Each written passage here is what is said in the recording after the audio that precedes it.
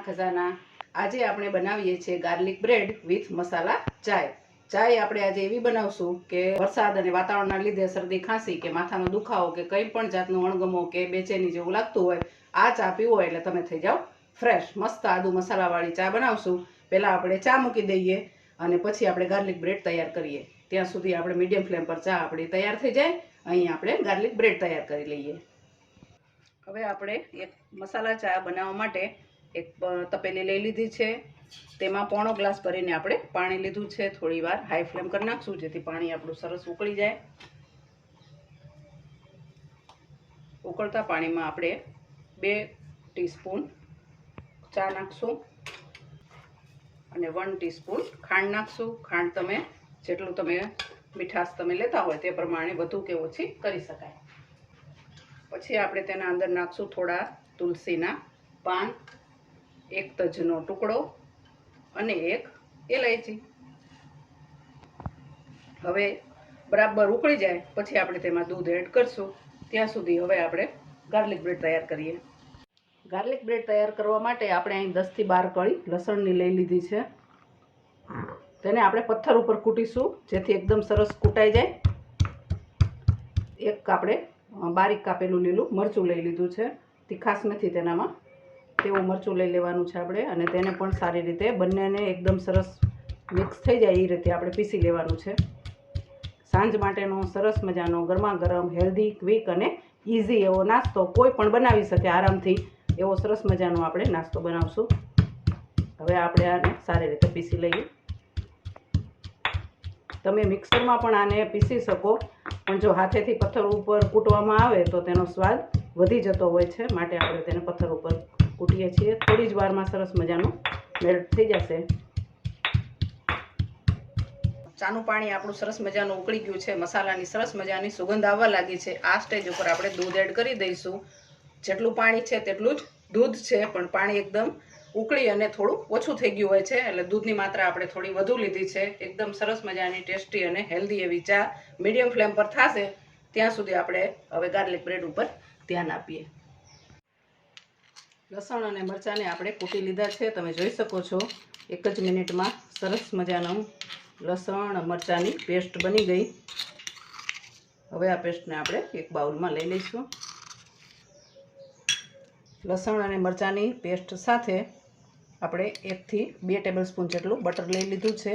બટરને આપણે ફ્રીજમાં નથી રાખ્યું કારણ કે આપણે તેને એકદમ મેલ્ટ કરેલું બટર થોડું લેવાનું છે.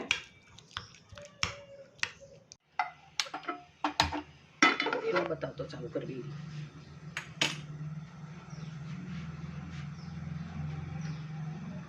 હમણાં 2 મિનિટ તમતાર. મસાલો આપણો રેડી થઈ ગયો છે. એકદમ સરસ બધું આપણે એને મેલ્ટ કરી લીધું છે.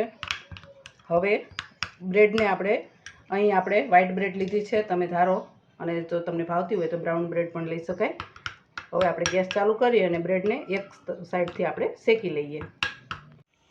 અહીં આપણે તવાને ગરમ કરવા રાખી દીધો છે. હવે બ્રેડને આપણે એક સાઈડથી શેકશું. તવો આપણો થોડો નાનો છે એટલે એક જ બ્રેડ આવશે. વારાફરતી શેકી લઈશું બ્રેડને. એક જ સાઈડ શેકવાની છે. બ્રેડ આપણી શેકાઈ ગઈ છે. હલકી બ્રાઉન થાય એવી એટલી જ આપણે તેને શેકવાની છે.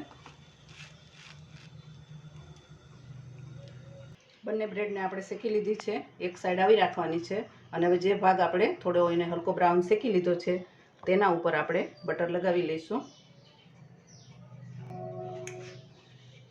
ગાર્લિક બ્રેડ બજારમાં ખૂબ જ મોંઘી મળતી હોય છે, પણ આપણે જો તેને ઘરે બનાવીએ સરસ રીતે તો બહાર કરતાં પણ વધુ સારી, હેલ્ધી અને પોષક તત્વોથી ભરપૂર એવો નાસ્તો આપણે ઘરે જ બનાવી શકીએ.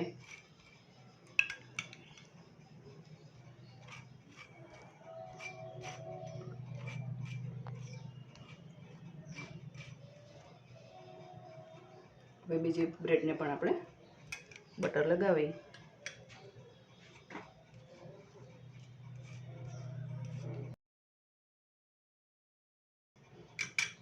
ચાલો હવે બીજી તરફ પણ તેને શેકી લઈએ. હવે અહીં આપણે એકદમ મીડિયમ ફ્લેમ રાખવાની છે.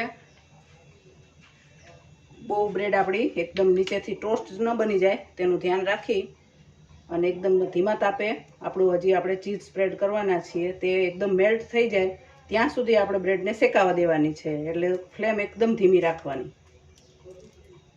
હવે આપણે ચીઝ થોડું ખમણી અને ઉપર સ્પ્રેડ કરી દઈશું, જેથી બાળકોને નાસ્તો કરવાની તો મજા પડી જાય.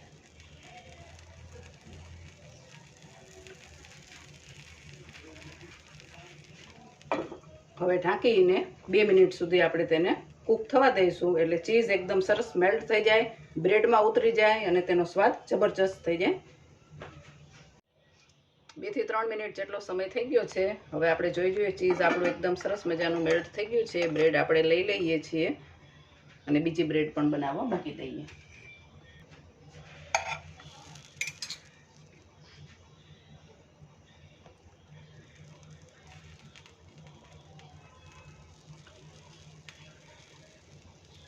આને પણ આપણે 2 થી 3 મિનિટ માટે સરસ રીતે કૂક કરી લઈએ. હવે આપણે ગેસની ફ્લેમ બંધ કરી દઈએ છીએ. બીજી પણ આપણી બ્રેડ તૈયાર થઈ ગઈ. હવે તેને લઈ લઈએ. તો તૈયાર છે આપણી સરસ મજાની ગાર્લિક બ્રેડ. આપણે તેને વચ્ચેથી કટ કરીએ. તો તૈયાર છે આપણી ગાર્લિક બ્રેડ. હવે આપણે તેને સર્વ કરી લઈએ. સર્વ કરવા માટે આપણે આ રીતે સર્વ કરશું. તમે આજે મારા ઘરે ચા નાસ્તા માટે આવ્યા છો, તમને સ્પેશિયલ ટ્રીટમેન્ટ મળશે. ગાર્લિક બ્રેડ વિથ મસાલા ચાય, અને સ્પેશિયલ ટ્રીટમેન્ટ માટે થોડું કોથમરી પણ એડ કરી દઈએ. હવે આપણે મસાલા ચાય આપણી બની ગઈ છે કે નહીં જોઈ લઈએ. ચાય આપણી તૈયાર થઈ ગઈ છે. હવે આપણે તેમાં થોડી સૂંઠ ઉમેરીએ, 5 ચમચી જેટલી. બહુ સરસ સ્વાદ, શરદી ઉધરસ હોય તો તે પણ ગાયબ થઈ જાય. ચા આપણી રેડી થઈ ગઈ. હવે તેને ગાળી લઈએ અને સર્વ કરી લઈએ.